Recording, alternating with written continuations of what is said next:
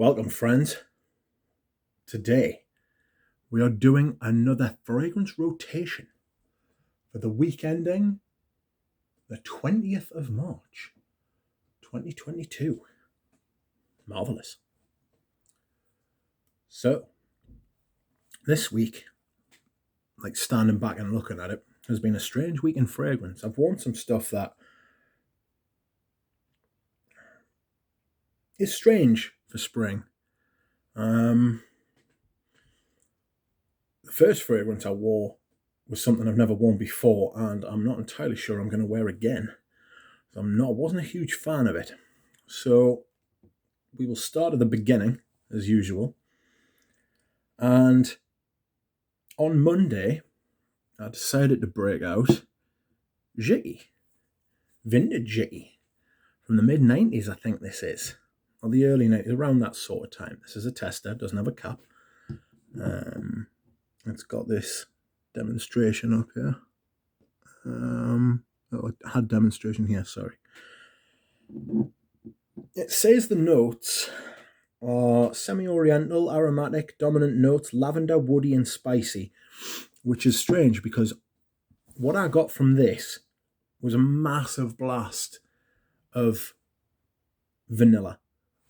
Huge vanilla. Let's just have a spray up there.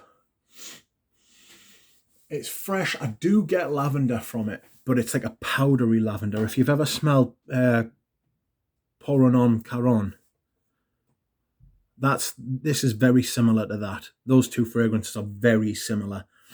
And I'm not a fan of lavender and vanilla put together. I have found that out. I actually gave away my bottle of Caron Pour Un Homme this week. So I'm not going to be giving this away because it's a lot more expensive and rare. But I'm not looking to keep this, to be honest with you. I don't like that vibe. I'm not big on vanilla. Something I've come to understand about myself. I'm not huge on vanilla at all. So yes, this was a strange start to the week. On Tuesday, I decided to keep the Girl On theme going. And I decided to wear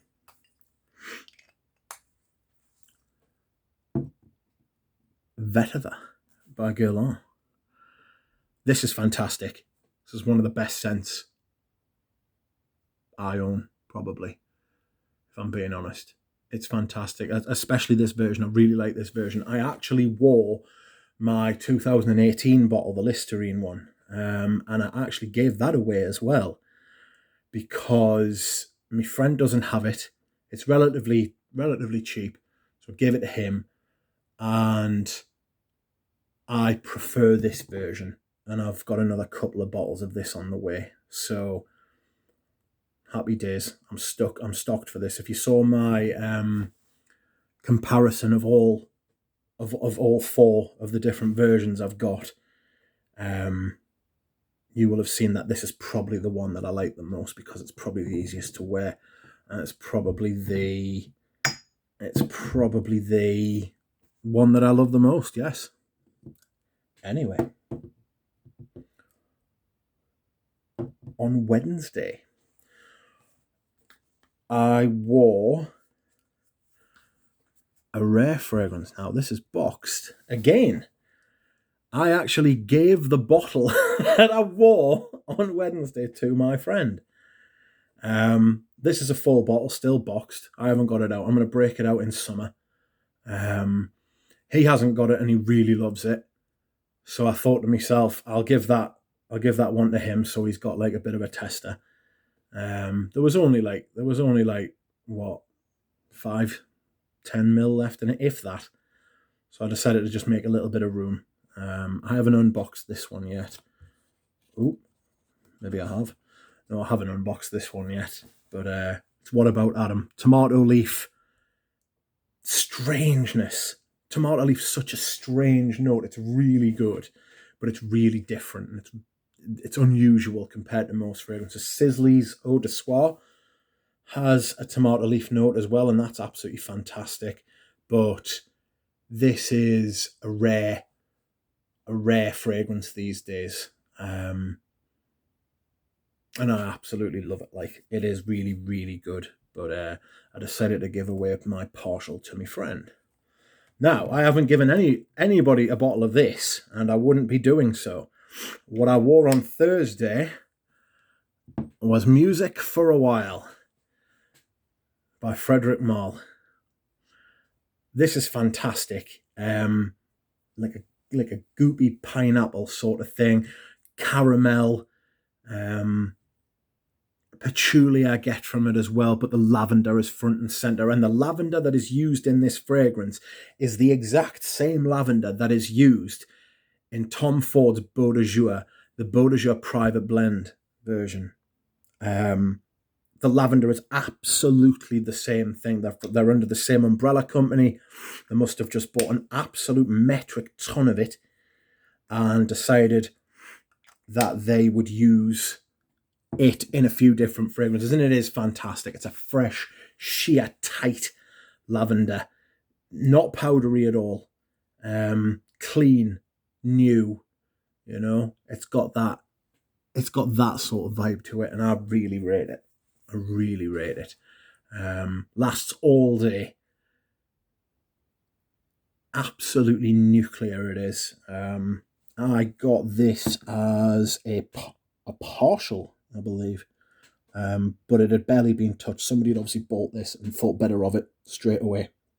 But I used quite a lot of it last season, last spring and summer, so I've put that dent in it.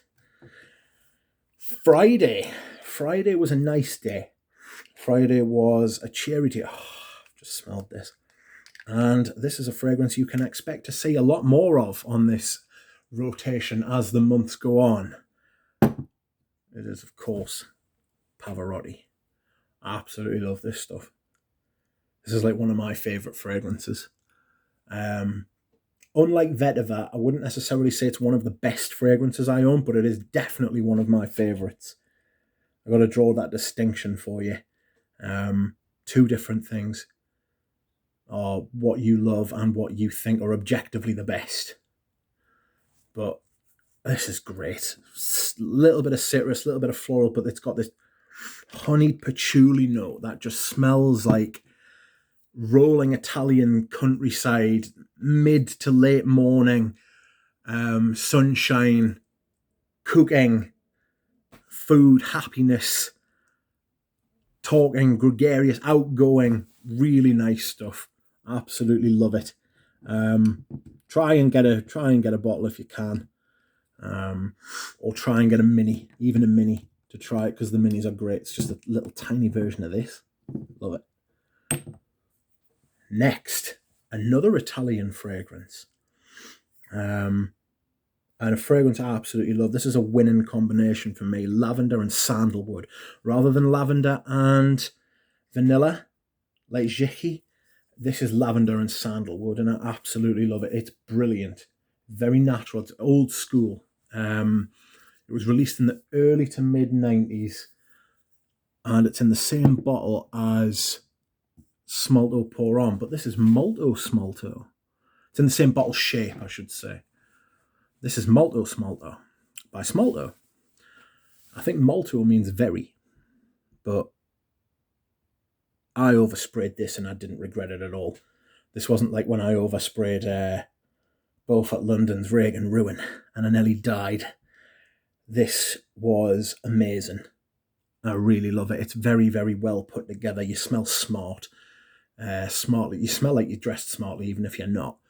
Very, I don't want to say alluring, but people will like stand next to you just so they can keep smelling it. It's that type of fragrance. Very, very pleasant. Very nice. Great sort of vintage fragrance. It's in that sweet spot, you know, where it's like it's still available, but it's actually getting it's getting rarer and rarer as time goes on. But it is still available if you're trying to find it. They also had minis as well, so you can get. I think I got my bottle. I got a bottle from Enchanté, but I think I got a bottle from the Lebanon as well. And lastly, but certainly not least, my scent of the day. Just add a couple of sprays. And, oh, excuse me, I've just eaten that. This is Creed Himalaya. Absolutely bliss. I love it. It's fantastic. It's one of my favourite Creeds. It was my favourite Creed until I got my nose on Bois de Portugal, the vintage. This Green Irish Tweed, Bois de Portugal, it's what Creed used to be all about. Fresh, high quality ingredients, great performance. Brilliant. I really recommend it. So yes, thank you for watching. I shall show you all of these. I should really tell you what these smell like. Himalaya's got this sort of stony, cold, flinty, almost metallic, but not metallic, because I don't like metallic. I'm going to have to move this back. There we go. So, Monday, I wore Vintage Jicky. Tuesday, I wore the old style bottle of Vetiver by Guerlain. Wednesday, I wore What About Adam? Thursday, Music for a While by Frederick Malle. Friday, Luciano Pavarotti. Saturday, Molto Smalto. Sunday, Creed's Himalaya in the old 120ml bottles. Thank you very much for watching, everyone. I will see you again soon. Bye.